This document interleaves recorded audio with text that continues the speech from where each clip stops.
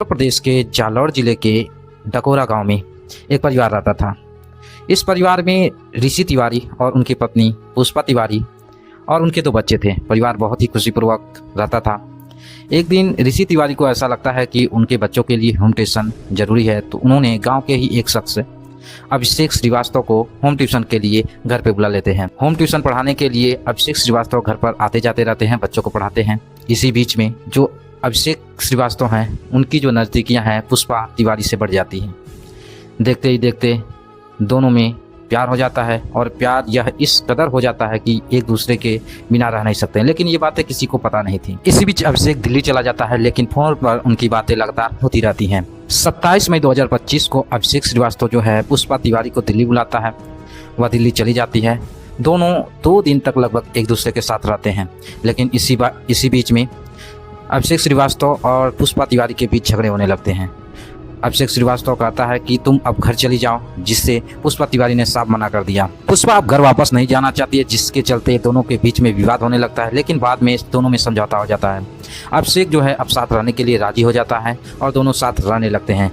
आता है अब 30 मई का दिन, जिसमें वो प्लान करते हैं कि अब वो उत्तराखंड घूमने के लिए जाएंगे। दोनों के बीच प्लान बनता है और वो उत्तराखंड 30 मई को घूमने के लिए निकल देते हैं। वहाँ जाने के बाद किसी होटल को बुक करते हैं, वहाँ कुछ समय तक रुकते हैं। रुकने के बाद विभिन्न जगहों पर घूमने का प्रयास करते हैं और घूमते हैं। कई जगहों पर घूमने के बाद नैनीताल के भीमताल के समीप एक होटल लेते हैं। उस होटल में रुकते हैं और रुकने के बाद काफ़ी टाइम स्पेंड करने के बाद काफ़ी बातचीत उस रात को होती है। काफ़ी रात तक जगे रहते हैं दोनों। नैनीताल के होटल में जिस होटल में रुके रहते हैं, अभिषेक वहां पर पुष्पा को शराब पीने के लिए कहता है। पुष्पा ने सबसे पहले मना कर दिया, लेकिन बार बार अभिषेक के कहने पर पुष्पा राजी हो जाती है और उस रात वो खूब जम करके शराब पीती है। अगले दिन जब वह घूमने जाने वाले रहते हैं, उसी समय अभिषेक जो है फिर से शराब पीने की बात करता है। लेकिन अब पुष्पा शराब पीने लगती है और उस दिन भी पुष्पा खूब शराब पीती है और शराब पीकर दोनों घूमने निकल जाते हैं। अभिषेक उस भीमताल झील के निकट जो सीढ़ियां थीं, वह नीचे तक चला जाता है। वहां पे पुष्पा को बुलाता है ताकि वह सेल्फी ले सके। खूब मौज मस्ती करते हैं। अंत में प्लान के अकॉर्डिंग अभिषेक ने सेल्फी लेते वक्त पुष्पा को धक्का दे देता है, जिससे पुष्पा उस झील में गिर जाती है, जिससे उनकी मौत हो जाती है और वहीं छोड़ करके वह फरार हो जाता है। 6 जून को भीमताल झील से पुष्पा का शव स्थानीय पुलिस को बरामद होता है। पुलिस गहनता से जांचबीन करना स्टार्ट कर देती है, जिससे वह अभिषेक को गिरफ्तार कर लेती है। अभिषेक से कड़ाई से पूछताछ करने पर अभिषेक जो बताता है वह काफ़ी हैरान करने वाला मामला होता है।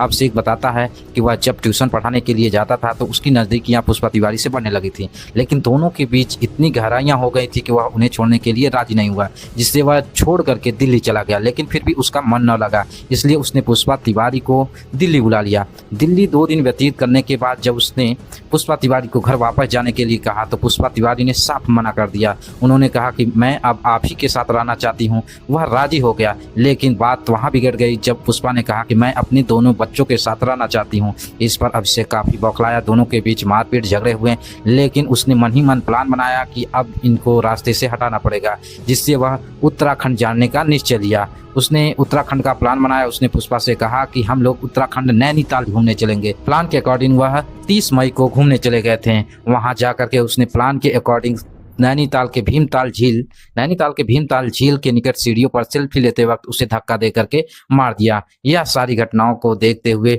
पुलिस ने उसे कड़ी से कड़ी सजा देने का प्रावधान किया है। इस प्रकार की घटनाएं दिन प्रतिदिन बढ़ती जा रही हैं। इससे समाज को कुछ सीखना चाहिए, क्योंकि इस घटना से एक पति को उसकी पत्नी छिन जाती है और 2 जो बेटे होते हैं उनकी मां छिन जाती है, और साथ ही साथ जिसको अभिषेक नाम का जो व्यक्ति रहता है उसको जेल होती है। उसकी मां को अभिषेक से काफी उम्मीदें रहती हैं, जो उम्मीदें शायद उसके जेल जाने से पूरी की पूरी ध्वस्त रह जाती हैं। इस प्रकार की घटनाओं को सीख करके समाज से सतर्क रहना चाहिए और समाज में अपने आप को और अपने परिवार को सतर्कता पूर्वक देखभाल करना चाहिए।